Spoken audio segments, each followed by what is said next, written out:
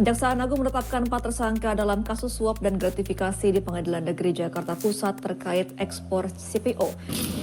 3 oknum hakim Pengadilan Negeri Surabaya ini langsung dibawa ke Gedung Kejaksaan Tinggi Jawa Timur. Telah menyita uang tunai miliaran rupiah dari salah satu rumah hakim tersangka dugaan suap minyak goreng. Kejaksaan Agung telah menyita uang sekitar 5,5 miliar rupiah dari penggeledahan di kediaman Hakim Ali Muhtarom.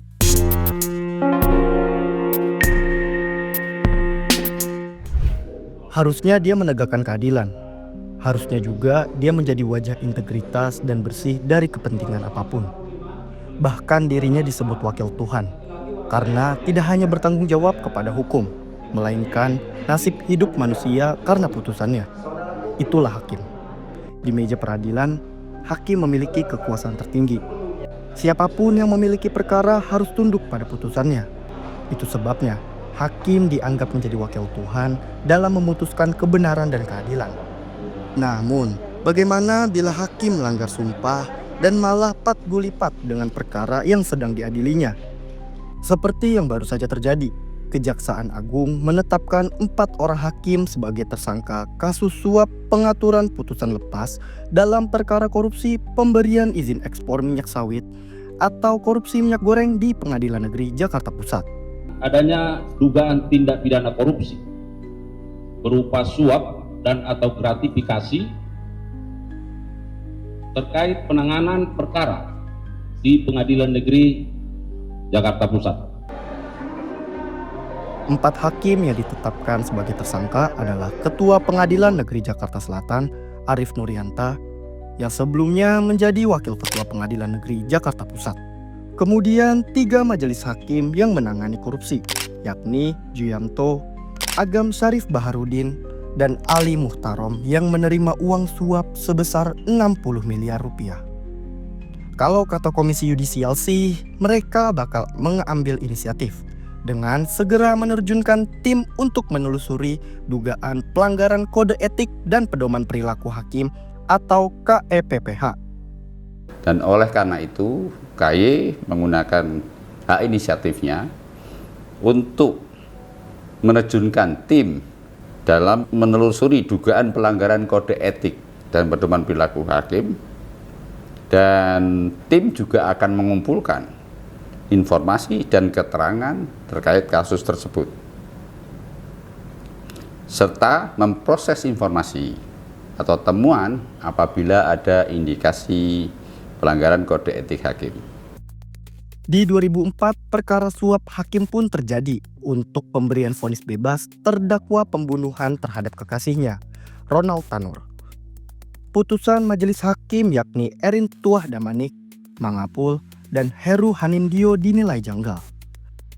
Setelah ditelusuri, Kejaksaan Agung menemukan Lisa, pengacara Ronald Tanur, diduga menyuap majelis hakim.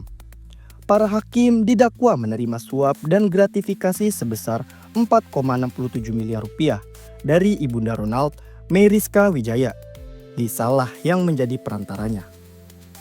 Dari 2 contoh tadi boleh dibilang, kalau meja peradilan Indonesia nggak bersih-bersih banget. Masih ada hakim-hakim yang menerima suap.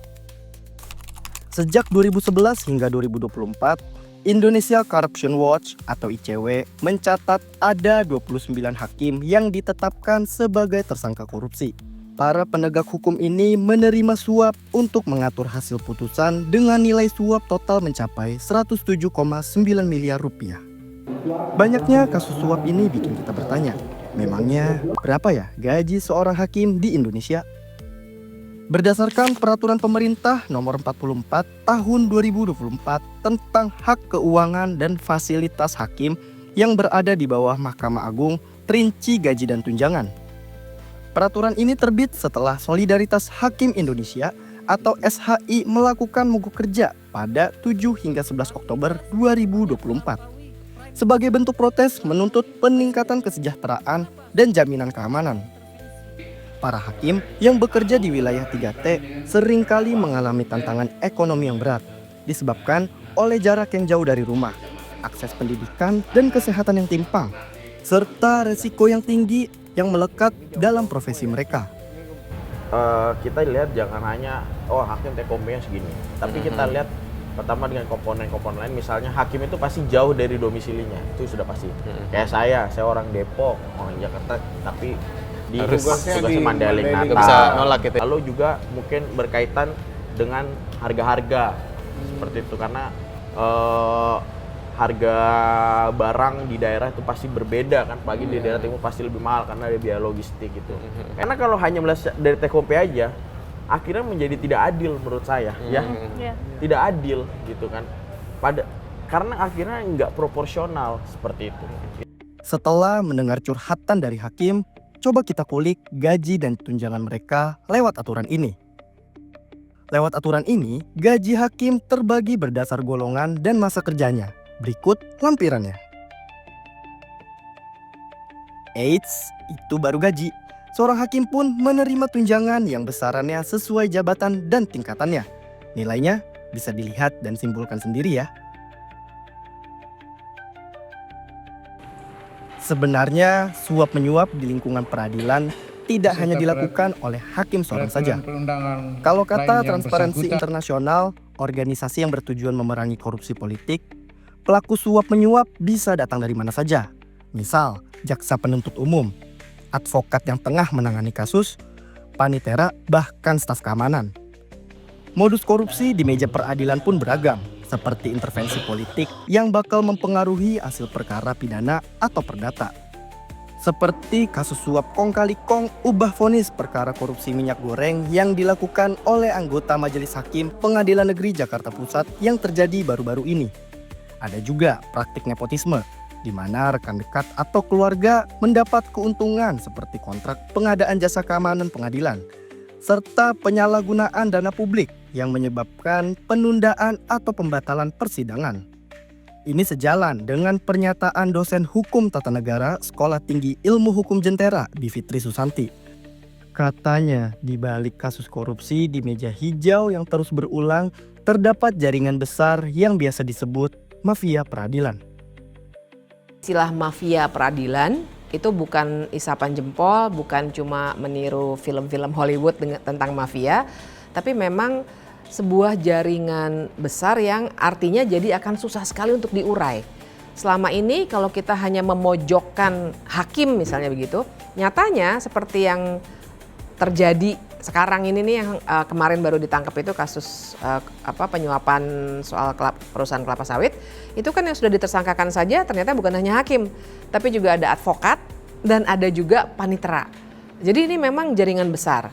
Bahkan yang saya tahu mereka juga sampai sejauh bisa mengatur siapa yang menjadi majelis hakim dari suatu perkara. Karena hakim itu banyak sekali. Untuk satu perkara biasanya di Mahkamah Agung misalnya dari puluhan hakim agung hanya 3 yang memeriksa. Nah yang 3 itu saja bisa diatur. Lantas, bagaimana idealnya perbaikan sistem peradilan di Indonesia? Dan memangnya apa sih dampak kalau sistem peradilan yang buruk? Fokus pada rekrutmen dan pengawasan tadi itu. Jadi kuatkan pengawasannya, bukan hanya untuk hal-hal yang sifatnya perilaku hakim seperti tadi ya, narkoba, selingkuh, istri 2 dan seterusnya. Tapi lebih banyak kepada bahkan perilaku yang bisa menyumbang pada korupsi. Misalnya mereka sama sekali nggak boleh ketemu advokat dan kliennya. Datang, kan banyak kalau ada misalnya hakim atau anaknya kawinan, itu biasanya banyak yang datang ya kan, ngasih hadiah besar-besar. Mereka harus sadar bahwa investor asing nggak akan mau masuk ke negara yang peradilannya kotor. Karena nggak ada kepastian hukum. Kalau mereka punya dispute, mereka punya perkara-perkara kepailitan kayak mau merger perusahaan, mau akuisisi, kemudian ada masalah hukum, ngelihat peradilannya seperti ini, nggak mau mereka masuk ke Indonesia. Mendingan masuk Vietnam atau masuk yang lain gitu, yang ada kepastian hukumnya. Ini yang harus disadari oleh semua pihak. Nggak akan bisa Indonesia ini maju gitu ya sebagai bangsa kalau sistem hukum kita dan peradilan kita masih seburuk ini. Ketukan palu sidang hakim sifatnya inkrah di persidangan. Keputusan yang diambil adalah suara keadilan. Dia tidak boleh diintervensi atau disuap apapun karena dirinya adalah wakil Tuhan. Di meja peradilan, dirinya adalah manifestasi hukum yang tegak tanpa keraguan dan kebimbangan, tak bisa dipengaruhi oleh kepentingan apapun. Jangan sampai cuitan Mahfud MD selalu relevan sampai lintas zaman. Oleh karena itu pada bulan Agustus minggu kedua,